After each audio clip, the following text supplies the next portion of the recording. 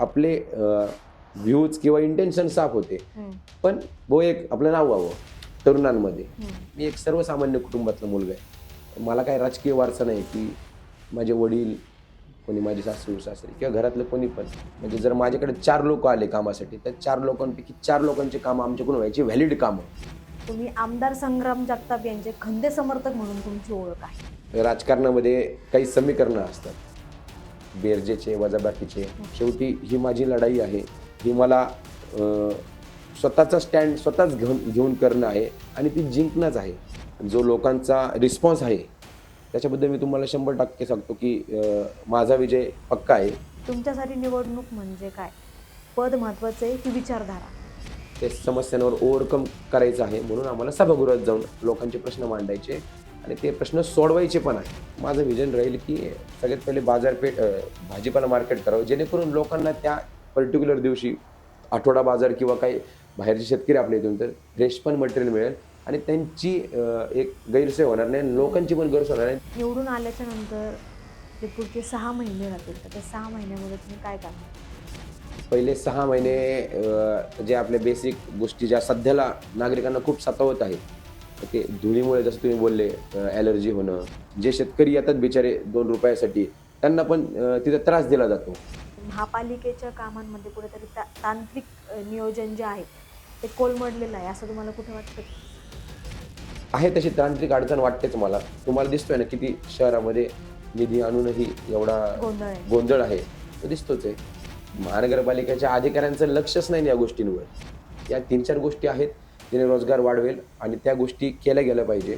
तोरगस यांनी, भैया राठोड यांनी एक गोरगरिबांचे नेते, गोरगरिबांचे आमदार, मोबाईल आमदार म्हणून त्यांची ख्याती होती. जर संवादच झाला नाही तर त्यांना कळणार कसं माझे विचार काय? म्हणजे आपली फर्स्ट टर्म आहे, तुमचे जे विरोधक आहे ते तुम्हाला तुल्यबळ वाटतात का कुठं? तुमचे जे विरोधक आहे त्यांच्याबद्दल अशी चर्चा आहे की त्यांना स्वतःच्या तिकीट आणण्यासाठी वरती जाऊन बसावं लागलं.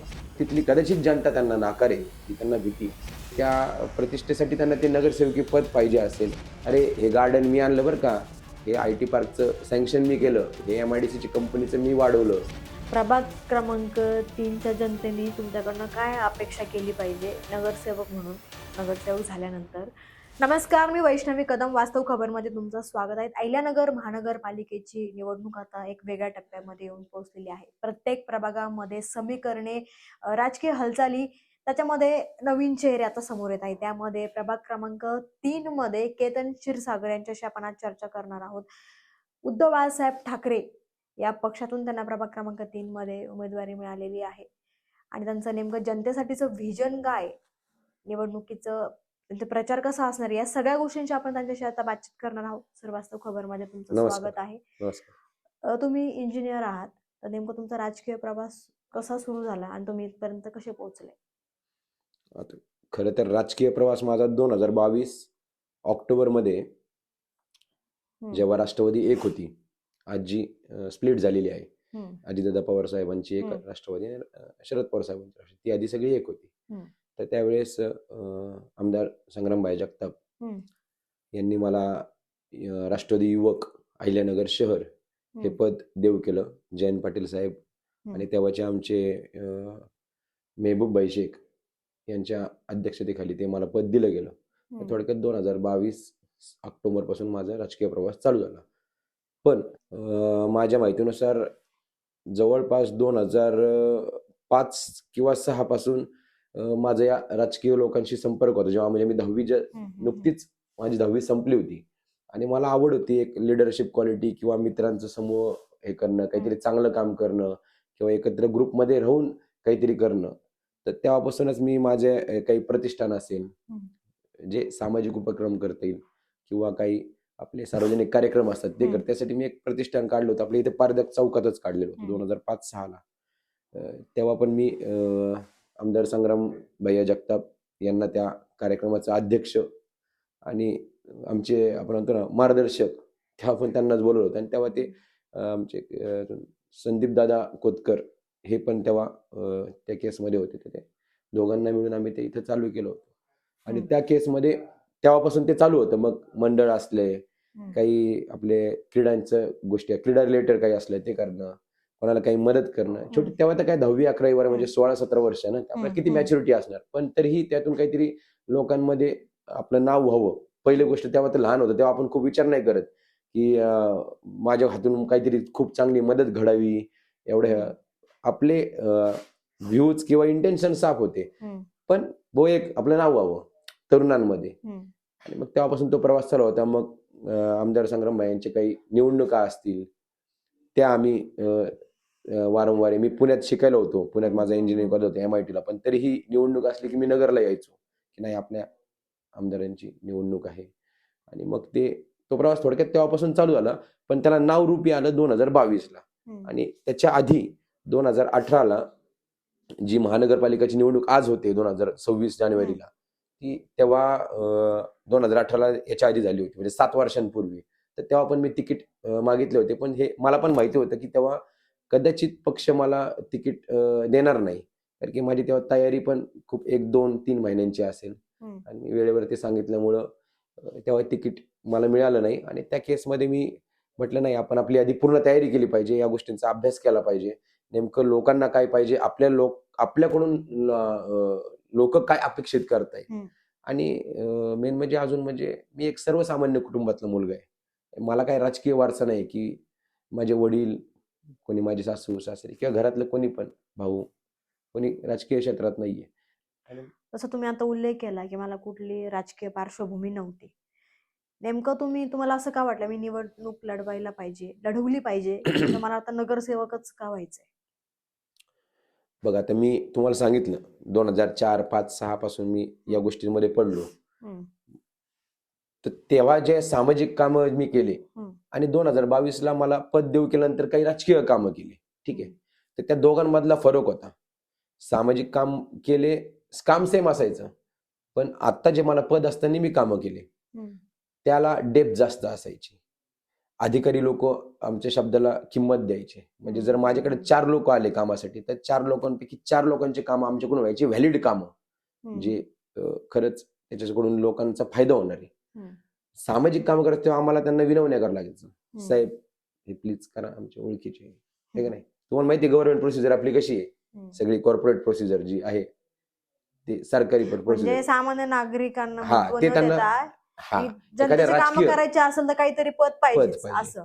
तर मग आज आता त्या पदापेक्षा अजून काय मोठं आहे, मग सभागृहात गेलो, महानगरपालिकेमध्ये जर मी गेलो, ते नागरिकांच्या हक्कासाठी जाणार ना. मी काय माझ्या स्वतःसाठी सभागृहात जाऊन मागणार नाहीये. मी काय मागणार, वीज, पाणी, तुमचं गटार झालं, रोड झालं, ह्या बेसिक आहे, बेसिक ह्या तर मागणंच आहे मला. पण या व्यतिरिक्त मी माझ्या इथल्या युवक युवतींना काय देऊ शकतो, इथले ज्येष्ठ नागरिक रस्त्याने फिरत असताना त्यांना सिक्युअर्ड कसं होऊ शकतं, माझ्या लाडक्या बहिणी आहे त्यांना प्रभागात फिरताना ते किती सेफ फील करू शकताय, किंवा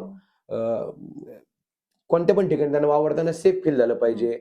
कोणी माझ्याकडे समजा काही बाहेरचे पाहुणे आले, पुण्यातले आले, मुंबईचे आले, मेट्रो सिटीतून आले, तर त्यांना इथं काहीतरी एखादं पाहिजे ना मला, मी नगरमध्ये कुठे घेऊन जाणार त्यांना. तर त्या गोष्टी करण्यासाठी माझा हा एक प्रयत्न आहे की सभागृहात आपल्याला जायचंच आहे. जर सभागृहात गेलं तर आपण त्या गोष्टी 100% नाही 200% करू शकतो. म्हणून मला सभागृहात जायचं, लोकांच्या कल्याणासाठी. आणि मला आवड आहे या गोष्टींची, लोकांसाठी काम करायचे, आपल्या सोसायटीसाठी काम करायचे, म्हणून मला जायची इच्छा आहे. पण तुम्हाला सभागृहात जाण्यासाठी तुम्ही ज्या आता गोष्टी सांगितल्या, तुम्ही आमदार संग्राम जगताप यांचे खंदे समर्थक म्हणून तुमची ओळख आहे. तुम्हाला राष्ट्रवादी काँग्रेस युवक शहराध्यक्षपद तुम्ही सांभाळलेलं आहे, पण नेमकं तिकडून तुम्ही अचानक इकडे महाविकास आघाडीमध्ये उडी कशी काय मारली? आता काय असतं, राजकारणामध्ये काही समीकरणं असतात, बेरजेचे वजाबाकीचे. त्यात त्यांचं युतीचं सरकार असल्यामुळे त्यांना काही अडचणी येणार होत्या. 2 भाजप द्यायचे, 1 शिवसेना द्यायचा शिंदे गटाचा, का 2 राष्ट्रवादी द्यायचे. तर त्या केसमध्ये इथं जर 2 स्टँडिंग ऑलरेडी राष्ट्रवादीचे नगरसेवक असतील तर ते आपल्याला कोणत्या पद्धतीने तिथं सामावून घेतील हा माझ्यासमोर एक प्रश्नचिन्ह होता. आणि काही राजकीय गोष्टी असतात, अपरियता असते की त्याच्यामध्ये आपल्याला हा डिसिजन घ्यावा लागतो. पण हा डिसिजन घेतला म्हणजे मला इकडे तिकीट मिळत नाहीये म्हणून मी महाविकास आघाडीमध्ये नाही गेलेलो आहे. शेवटी आज मी ज्यांच्यासोबत आहे, मी आज शिवसेना उद्धव बाळासाहेब ठाकरे यांच्या मशाल या चिन्हावर मी निवडणूक लढवत आहे. तर माझ्यासोबत योगीराज गाडेसारखा एक सुसंस्कृत, पोलाईट आणि जो लोकांच्या इझिली संपर्कात येणारा व्यक्ती आहे. तर त्याच्यासोबत मी पॅनलमध्ये आहे. त्यासोबत माझी पण ताकद आहेच ना. माझा काही मित्रपरिवार आहे, आमचे काही गुडविल्स आहे किंवा आम्ही या मागच्या काही सामाजिक क्षेत्रात, राजकीय क्षेत्रात काही काम केलेलं आहे. तर त्या कामाचा मला 100% फायदा होणार आहे. हम्म. आणि डिसिजन घ्यावा लागणं म्हणजे आज हा डिसिजन नसता घेतला मी मला सभागृहात जाण्यासाठी, पुढच्या 5 वर्षांनी येणार आहे ना ही निवडणूक परत. हा कार्यकाळ खूप मोठा असतो. तो कार्यकाळ परत तेवढा वेळ मी थांबवू शकत नाही. तुमची आता ही पहिली निवडणूक आहे, तर त्याच्याकडे तुम्ही कसं पाहता? तुम्हाला किती असं वाटतं की बाबा मी जिंकू शकतो? आता जुना कामांचा जर आलेख बघता किंवा जो लोकांचा रिस्पॉन्स आहे, त्याच्याबद्दल मी तुम्हाला 100% सांगतो की माझा विजय पक्का आहे. मी तर म्हणेल आमच्या पॅनलचा म्हणजे प्रभाग क्रमांक 3च्या पॅनलचा पण विजय नक्की आहे. कारण की आम्ही लोकांसाठी कामं केलेले आहे आणि आमचे विजन्स क्लिअर आहे. माझ्या मायबाप जनतेचा मला आशीर्वाद आहे. माझ्या लाडके बहीण असतील, माझे जीवाभावाचे मित्र असतील, आमचे आई-वडील असतील, त्यांचा मला आशीर्वाद आहे. आम्ही कधीच काही चुकीचं काम केलं नाही, तर आम्हाला नक्कीच फळ चांगलंच मिळेल. तुमच्यासाठी निवडणूक म्हणजे काय? पद महत्वाचं आहे की विचारधारा? विचारधारा महत्वाची. म्हणजे विचारधारा महत्वाची आहे. हो. मग तुम्ही तुमचं व्हिजन काय आता या समस्यांना घेऊन? आता त्याच्यासाठीच तर आम्हाला सभागृहात जायचंय. आमच्यासारखा मी तुम्हाला एक गोष्ट सांगतो, म्हणजे तुम्ही हा अधोरेखित करा, तुमच्या चॅनलच्या माध्यमातून करा. माझी विनंती राहील तुम्हाला, की पूर्ण नगर शहरात आमचा पॅनल सगळ्यात सुशिक्षित आणि हायली एज्युकेटेड पॅनल आहे. प्रभाग क्रमांक 3 मध्ये योगीराज गाडे जे आहेत ते स्वतः काही लॉयर आहे, ॲडव्होकेट आहे. प्रभाग क्रमांक 3 ब मध्ये डॉक्टर नीलम वाखुरे आहेत, त्या डॉक्टर आहे. 3 मध्ये अनिता दारकुंडे ज्या आहेत त्या स्वतः फार्मासिस्ट आहेत. आणि 3 मध्ये मी स्वतः B civil engineer, ME project management engineer असे आमचे पोस्ट आहेत. तर या एज्युकेशन आमचं असल्यामुळे आमच्या विचारधारा पण तेवढ्याच कन्फर्म्ड आहे आणि आमचे व्हिजन पण तेवढे कन्फर्म आहे. हे जे तुम्ही प्रॉब्लेम सांगितले, मी तुम्हाला तेच बोलते. हे दरवेळेस माझ्या मागचे पण 2-3 इंटरव्ह्यू काय असतील त्यांना मी तेच सांगायचो, की या रस्ते, रोड, वीज, पाणी, गटार या खूप बेसिक समस्या आपल्या. त्या आपण अजूनही त्या बेसिक समस्यांवरच अडलेलो आहे. मग आपण लोकांना या व्यतिरिक्त कधी देणार आहे? तेच काहीतरी थोडंफार चेंज करायचं आहे आम्हाला. त्या समस्यांवर ओव्हरकम करायचं आहे. म्हणून आम्हाला सभागृहात जाऊन लोकांचे प्रश्न मांडायचे आणि ते प्रश्न सोडवायचे पण आहे. मी काही म्हणत नाही, मी खूप रॉकेट सायन्स नाही बोलणार, की मी तिथे जाऊन एकदमच लगेच 2 वर्षात, 3 वर्षात, 5 वर्षात काहीतरी नगरचं सिंगापूर करेल किंवा काय मुंबई करेल. पण 100% जे सध्याला जे राजकारण चालू आहे किंवा जे सध्याला विकास म्हणताय, त्याच्यात मी 100% चांगलं काम करायचा माझा प्रयत्न राहील. तुमची आता निवडणुका आहेत, तुम्ही उमेदवारी करताय, अशी काही ब्ल्यू प्रिंट असेल ना कुठली? प्रभागासाठी कुठलं व्हिजन, ब्ल्यू प्रिंट तयार असेल ना तुमची? तुमचे नेमकं काय व्हिजन काय? व्हिजन आहे. आता ज्याप्रमाणे काय हा प्रभाग आमचा शहरातला सगळ्यात आपण म्हणतो ना सुसंस्कृत आणि एज्युकेटेड. बाकी शहरातले भाग पण खूप चांगले आहे. मला कोणत्याच भागाला नावं ठेवायचे नाहीये.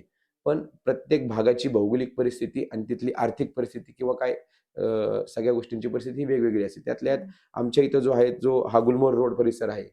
गुलमोहर रोड हा वीर सावरकर मार्ग म्हणजे कोहिनूर महल कार्यालय त्याची बॅक साईड किंवा समोर साईड हे पारदक चौक वगैरे हा एरिया, त्याच्यानंतर सिव्हिल हडकोतला एरिया, प्रकाशपूरचा एरिया, वरती पाईपलाईन रोड, मोर्या महलकारातला area, Hanuman Nagar, Aikyanagar, Vidya colony, Madhuban colony, modern colony, Sahakar Nagar अशा बरेचसे आहेत. ते सगळे थोडे वेगवेगळे आहे. प्रत्येक भागात वेगवेगळ्या पद्धतीने आम्हाला काम करावं लागणार आहे. सगळ्यात पहिले तर ज्या मी तर पाहिलं म्हणजे युटिलिटी लाईन ज्या आहेत, पाणी, ड्रेनेज, स्टॉर्म वॉटर लाईन यांचं पहिले नीट प्लॅनिंग करणार आहे. त्यानंतर ज्या वरतून गेलेल्या वायरी आहेत, जे सगळं आक्रमण झालेलं आहे, मग ते कोणत्या पण असू द्या, विजेच्या असू द्या किंवा त्या नवीन आता वायफायच्या बऱ्याचशा आलेल्या आहेत, त्या मला भूमिगत करायच्या आहे. त्यानंतर आपल्या उपनगरामध्ये बाजारपेठ जे असते म्हणजे कोणतं भाजीपाला मार्केट, बाजारपेठ म्हणायचं भाजीपाला मार्केट, तर ते नाहीये भाजीपाला मार्केट. तर त्याच्यासाठी मी काहीतरी प्रयत्न भाजीपाला मार्केटचा विषय काढला म्हणून सांगते, इकडे कुठे मार्केटच नाहीये. जे आहेत भाजी वगैरे विकतात ते हो, लोक इथे चौकात बसतात किंवा पुढच्या रस्त्यावर बसतात. आधी इथं रोडच्या बसायचे, पण आता हा इथे रस्ता प्रोफेसर खोदून चौकात ठेवला. बसतात. पुन्हा आता ते पाईपलाईन रोडला बसतात. तपोन रोडला एक बसतात. तर माझं व्हिजन राहील की सगळ्यात पहिले बाजारपेठ भाजीपाला मार्केट करावं, जेणेकरून लोकांना त्या पर्टिक्युलर दिवशी आठवडा बाजार किंवा काही बाहेरचे शेतकरी आपल्या इथून तर फ्रेश पण मटेरियल मिळेल आणि त्यांची एक गैरसोय होणार नाही आणि लोकांची पण गैरसोय होणार नाही आणि त्याच्यामुळं होणारी ट्रॅफिक कमी होईल. त्यानंतर सिक्युरिटीसाठी सगळीकडे सीसीटीव्ही कॅमेरे बसवले गेले पाहिजे.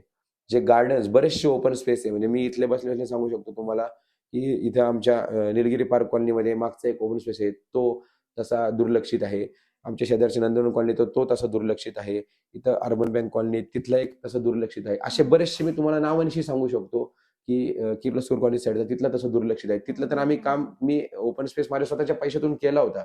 पण काही तिथलं रोडचं काम आहे सांगून तो माझा ओपन स्पेस सगळा तोडला गेला आणि तिथं असं कोणी येऊन भर टाकली गेली किंवा काय. ठीक आहे, तो पार्ट वेगळा, तो राजकारणाचा वेगळा. पण मी असे तुम्हाला ओपन स्पेस बरेचसे सांगू शकतो नावानिशी की तिथं काही ते दुर्लक्षित आहे. तर ते ओपन स्पेस डेव्हलप केले गेले पाहिजे, जेणे तिथं काहीतरी व्यायामाचे साहित्य लावलं तर व्यायाम करू शकतात. आपले लेडीज मंडळी शांतपणे येऊन गप्पा मारू शकतात, फिरू शकतात, लहान मुलं खेळू शकतात. तिथं कॅमेरा लावता येतील, अद्ययावत करता येतील. काही काही आपल्याला उद्यानं असतील किंवा काय असतील ते. त्या व्यतिरिक्त सगळ्यात महत्त्वाचा प्रश्न आपल्याला आता डिजिटल किंवा ई लर्निंगचं हे, तर आपल्या महानगरपालिकेतल्या शाळा या ई लर्निंग कशा केल्या जातील किंवा ज्या आपल्या गव्हर्नमेंट प्रोसिजर आहे कॉर्पोरेशनच्या रिलेटेड, तुमच्या काही दाखले काढायचे किंवा काय काढायचे, बऱ्यापैकी आता काही झालेलं आहे ऑनलाईन, ते सेंट्रलवरूनच आलेलं आहे डायरेक्ट. तर त्या इथे आपल्या पर्टिक्युलर आपल्या कॉर्पोरेशनसाठी कशा पद्धतीने आपल्याला रन करता येतील ऑनलाईनच्या, तर त्यासाठी माझे प्रयत्न राहील.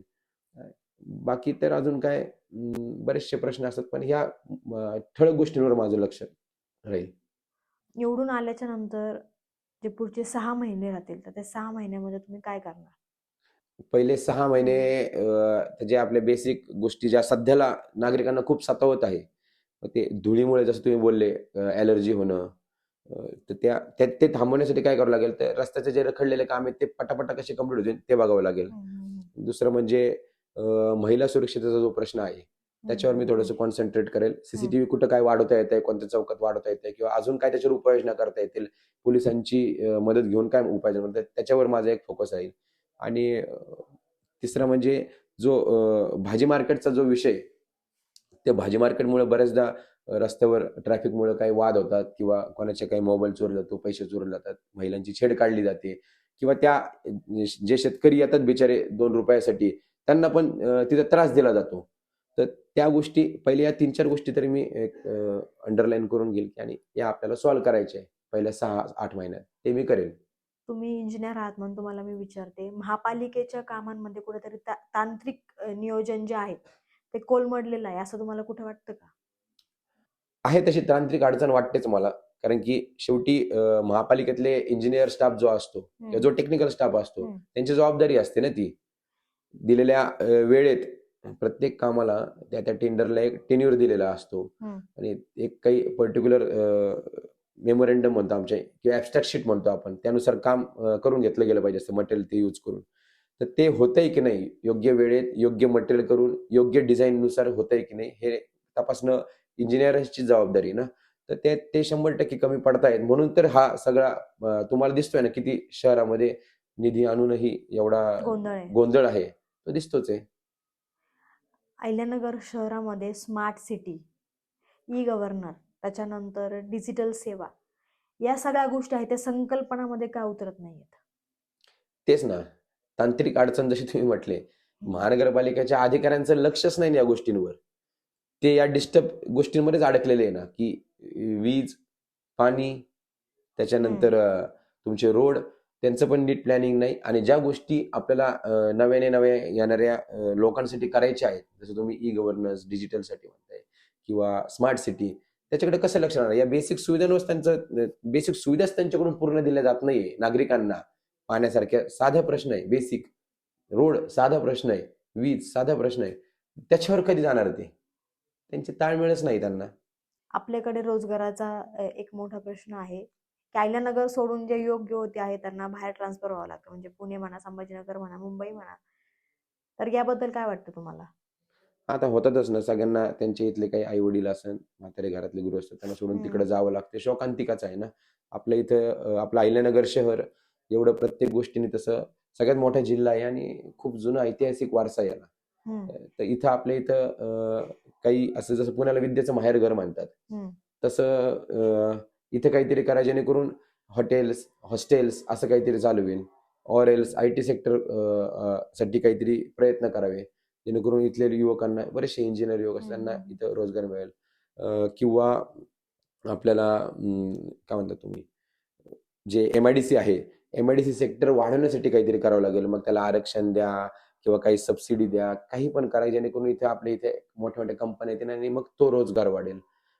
किंवा काहीतरी मग प्रेक्षणीय स्थळ तरी करा, पर्यटन स्थळ करा, जेणेकरून तिथं तरी रोजगार वाढू शकेल. या 3-4 गोष्टी आहेत जेणे रोजगार वाढवेल आणि त्या गोष्टी केल्या गेल्या पाहिजे. आमचा काहीतरी प्रयत्न 100% त्याच्यामध्ये राहील, खारीचा वाटा राहील, की यामध्ये आपल्याला काय करता येईल तो. नक्कीच. गाडे सर असतील, खासदार निलेश लंके साहेब असतील, दादाभाऊ असतील, हे जे ज्येष्ठ नेते आहेत, हे आम्हाला नक्कीच या गोष्टींवर मार्गदर्शन करणार. त्याच्यात आमची युवकांची जी काही फौज आहे ती त्याप्रमाणे वागणार, स्वतःचे काही नवीन इनोव्हेशन टाकणार आणि आम्ही ती निवडणूक जिंकणार. तुम्ही प्रभागामध्ये किती वर्षापासून काम करताय आणि अशी तुमची ठोस कामं कोणती आहे आतापर्यंत तुम्ही केलेली? प्रभागामध्ये तसं मी जवळपास एक 8 ते 10 वर्ष, 9 वर्ष झाले. म्हणजे उगीचच काहीतरी 15-20 वर्ष सांगायचं असं काही नाही. 8-9 वर्ष झालेले आहे मला. ठोस कामं म्हणजे आम्ही जनरली लोकांच्या समस्या, शेवटी माझ्याकडे काही आपण म्हणतो ना, सभागृहात बोलून निधी आणण्यासारखं काही माझ्याकडे काही पद नव्हतं. माझ्याकडे आधी सामाजिक क्षेत्र आणि नंतर आपलं राजकीय 2-4 वर्ष पद होतं. तर त्या केसमध्ये आम्ही नागरिकांचे पर्सनल काही प्रॉब्लेम असतील, गव्हर्नमेंट रिलेटेड काही प्रॉब्लेम असेल, कोणत्या काही सरकारी कार्यालयामध्ये त्यांची कामं होत नाहीये, मुद्दामून अडवले जात आहे, ते करणं झालं. मध्ये काही ज्या योजना आल्या होत्या सरकारच्या, ज्या काही योजना आल्या होत्या, त्या योजना समाजातील, तुमच्या सोसायटीमधील म्हणजे आपल्या प्रभागातील शेवटच्या घटकापर्यंत कसे पोहोचवता येतील, त्या गोष्टींचं आम्ही त्यांना मार्गदर्शन केलं. त्या व्यतिरिक्त बाकी सार्वजनिक कामातून जे गणेशोत्सव असेल, छत्रपती शिवाजी महाराजांची जयंती असेल, छत्रपती संभाजी महाराजांची जयंती असेल, डॉक्टर बाबासाहेब आंबेडकरांची जयंती असेल, वीर सावरकरांची जयंती असेल, किंवा महात्मा ज्योतिबा फुलेंची जयंती असेल, किंवा अहिल्यादेवींची जयंती असेल, म्हणजे महापुरांची जयंती असेल, त्यावेळेस लोकांसमोर काहीतरी लोकोपयोगी काम जे केलं पाहिजे, मेडिकल कॅम्प असेल, स्पोर्ट्स रिलेटेड काही गोष्टी असतील, किंवा काही पुस्तकांचं प्रदर्शन आम्ही भरवतो, ते लावणं असेल, काही अनाथाश्रम असेल, किंवा काही कुठे काही डोनेशन देणं, किंवा वस्तुरूपी किंवा पैशारूपी, अशा काही मदती आम्ही केलेल्या आहेत, जेणेकरून लोकांपर्यंत मेसेज जाईल की शेवटी या महापुरुषांचे विचार आपल्यामध्ये असणं गरजेचं आहे. मग त्यात लहान मुलांसाठी पण काही स्पर्धा असतात, स्पोर्ट्ससाठी त्यांची तब्येत, फिटनेस राहतो. मी स्वतः स्पोर्ट्स प्लेअर आहे. माझं स्वतःचं रोविंग मध्ये इंटरनॅशनल मध्ये मला गोल्ड मेडलिस्ट आहे मी, आणि बॉक्सिंग मध्ये पण मला स्टेट लेवलला मेडल्स आहेत. त्याच्यामुळे मला स्पोर्ट्स बद्दल जरा जास्त आवड आहे. तशीच माझी एक जिम पण आहे, म्हणजे या कन्स्ट्रक्शन इंजिनिअरिंग डिपार्टमेंट व्यतिरिक्त माझं तिकडे पण कल आहे. म्हणून मग मला स्पोर्ट्स रिलेटेड मी बरेचसे दरवर्षी आम्ही काम करतो. नगर वेल्थ गेम्स या नावाने आम्ही ते काम करत आलेलो आहे. प्रभाग क्रमांक 3 मध्ये जातीपातीचं राजकारण होतं, अशा चर्चा आहेत बाहेर, तर हे खरं आहे का? नाही, प्रभाग क्रमांक 3 ची जनता सुज्ञ आहे आणि त्यांना माहिती आहे कोण व्यक्ती कामाचा आहे आणि कोणा व्यक्तीकडून काम करून घेतले जाईल.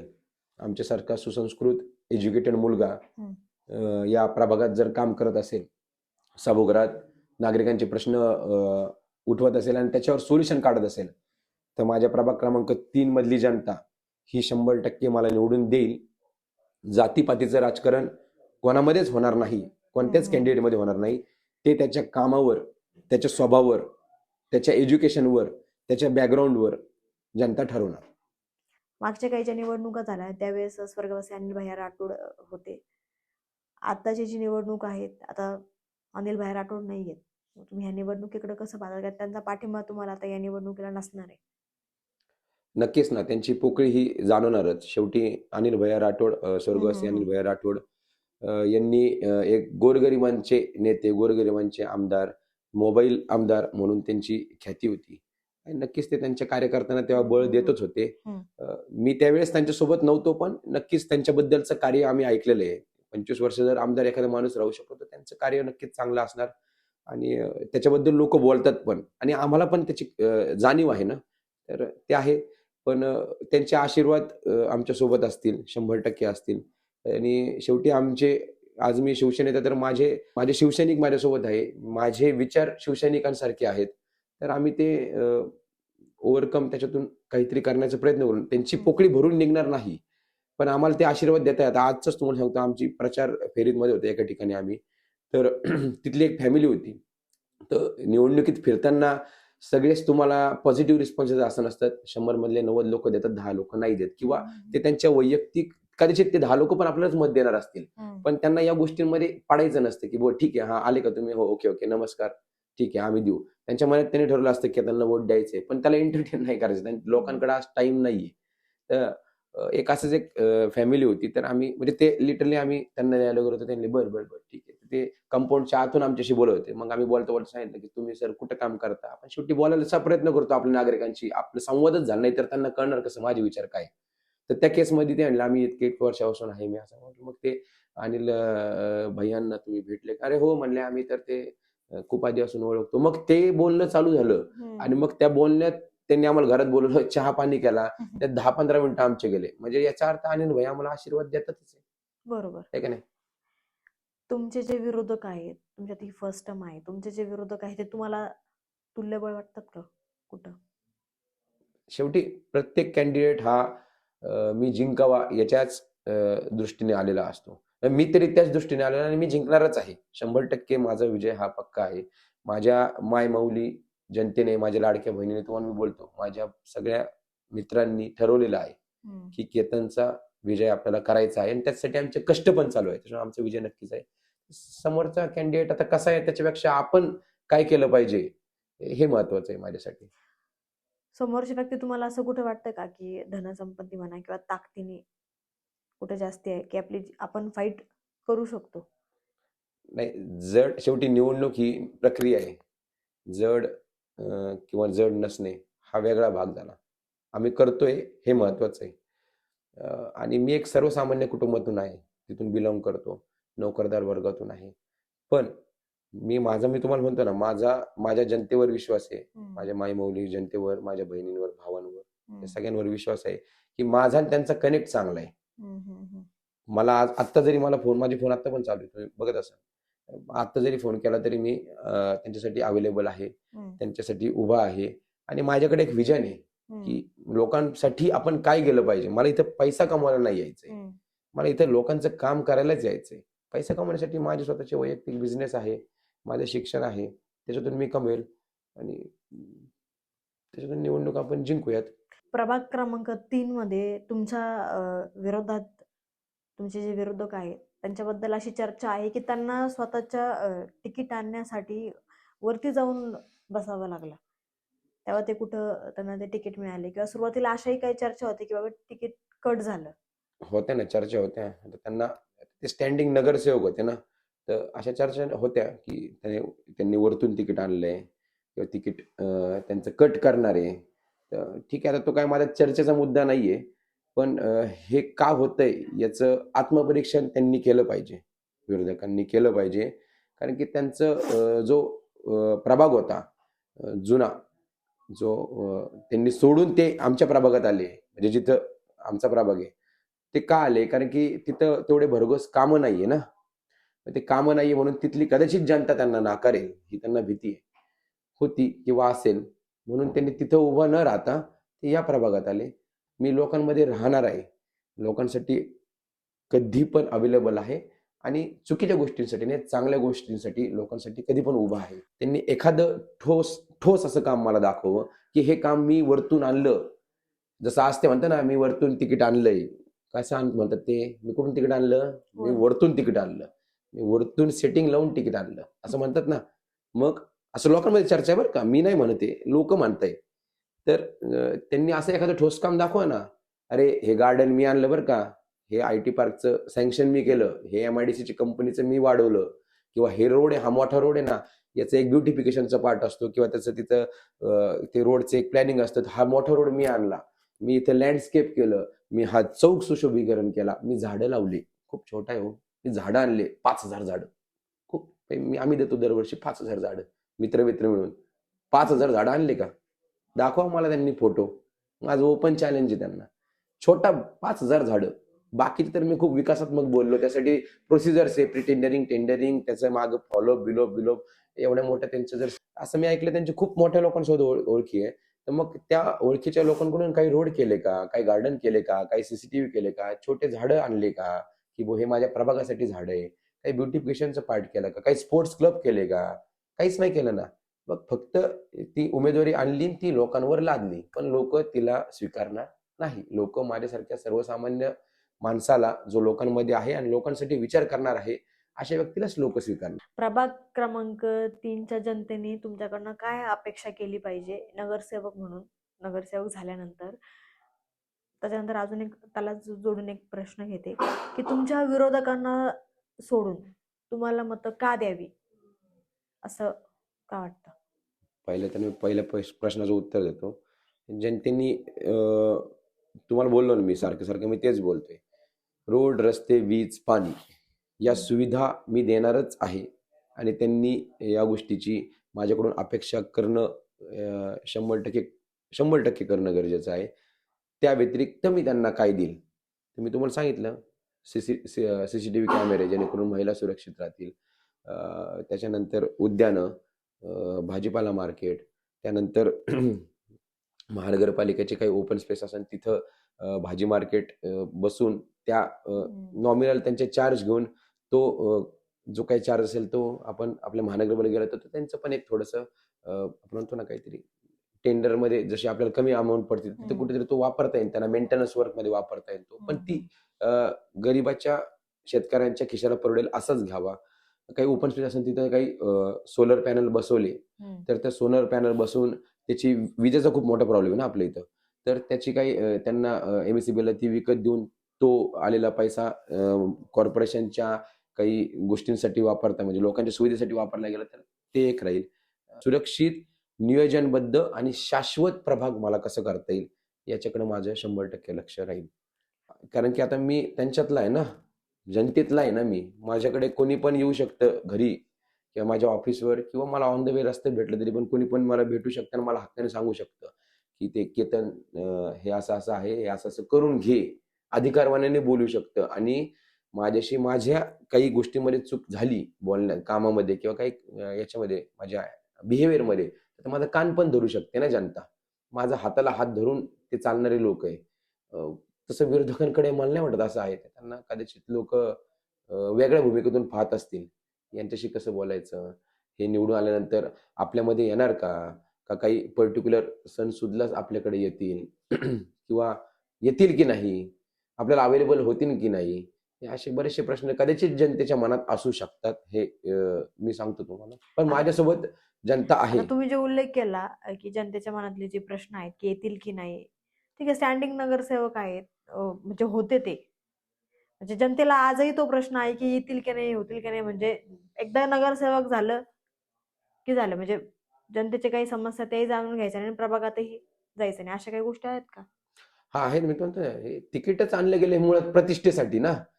मला प्रतिष्ठा पाहिजे, आमच्या घरात एक नगरसेवक पद पाहिजे म्हणूनच तिकीट आणलं गेलंय ना वरतून त्याच्यासाठीच तिकीट आणलंय ना. लोकांच्या कामासाठी थोडी आणलंय तिकीट किंवा जनतेच्या कामासाठी थोडी आणलेलं आहे तिकीट. आता आम्ही काही प्रभाग फिरतो आम्ही त्यांना विचारतो तुम्ही या प्रभागात होते तर इथले कोणते नगरसेवक होते, मग विचारतो नॉमिनल. बऱ्याच लोकांना नाव नसतात माहिती ना त्यांचे. याचा अर्थ त्यांचं कनेक्ट नाहीये तिथं. याच्यावर आपण समजून घ्यावं. पण मी सांगतो माझी जी जनता आहे प्रभागातली ती सुज्ञ आहे आणि एज्युकेटेड आहे, सुसंस्कृत आहे. ती माझ्यासारख्या एक सर्वसामान्य कुटुंबातील व्यक्तीलाच माझा हात धरून तेच मला सभागृहात घेऊन जाणार आणि त्यांचे आशीर्वाद माझ्यासोबत कायम राहणार. तुम्ही आता जनतेला काय आव्हान करणार प्रभाग क्रमांक 3च्या? जनतेला मी एवढंच आवाहन करेल की माझ्यासारखा एक मध्यमवर्गीय सर्वसामान्य कुटुंबातल्या व्यक्तीला त्यांनी एक संधी द्यावी. माझ्यासारख्या एक आपण काम करणाऱ्या व्यक्तीला, त्यांच्यासाठी त्यांच्या समस्या जाणून घेणारा जो व्यक्ती आहे त्या व्यक्तीला संधी द्यावी. त्यांच्यासाठी कायम मी उपलब्ध असेल असं मी त्यांच्यासाठी व्यक्ती 24/7 आपण जो म्हणतो 365 दिवस अशा व्यक्तीला त्यांनी संधी द्यावी. आणि का या व्यतिरिक्त का त्यांना निवडून आल्यानंतर ज्याने काहीच प्रभागात काही काम करणार नाही, फक्त प्रतिष्ठेसाठी निवडणूक ज्यांना लढवायची आहे, त्यांना तुम्ही संधी द्याल का? तर नक्कीच आपली इथली जनता सुज्ञ आहेत, ती त्यांना संधी नक्कीच देणार नाही. ते माझ्यासारख्या सर्वसामान्य व्यक्तीला, त्यांची समस्या जाणणारा, विकास करणाऱ्या, कधी पण अवेलेबल असणाऱ्या व्यक्तीलाच ते संधी देतील, याची मला नक्कीच गॅरंटी आहे. प्रभाग क्रमांक 3 मधील समस्या, त्याच्यामध्ये रस्ते असेल, ड्रेनेज, पाणी आणि भाजी मार्केट किंवा नागरिकांचा अजून एक प्रश्न असतो की निवडणुका होतात, निवडणुकीच्या नंतर नगरसेवक गायब होतात, 5 वर्ष फिरकतही नाही. अशा अनेक ज्या समस्यांचं जे उत्तर आहे प्रभाग क्रमांक 3 मध्ये जे उमेदवार आता निवडणूक लढवत आहेत ते म्हणजे केतनजी क्षीरसागर यांनी नागरिकांचे, जनतेचे जे प्रश्न आहे, प्रश्नाचे नक्कीच मला तरी वाटतं उत्तरं दिलेत आणि त्या जनतेला त्याची प्रश्नांची उत्तरं भेटतील. त्यांनी आज वेळात वेळ काढून वास्तव खबर सोबत संवाद केला, त्याच्याबद्दल मी सरांचे मनपूर्वक आभार धन्यवाद. मानते. तुर्तास इथंच थांबते. धन्यवाद.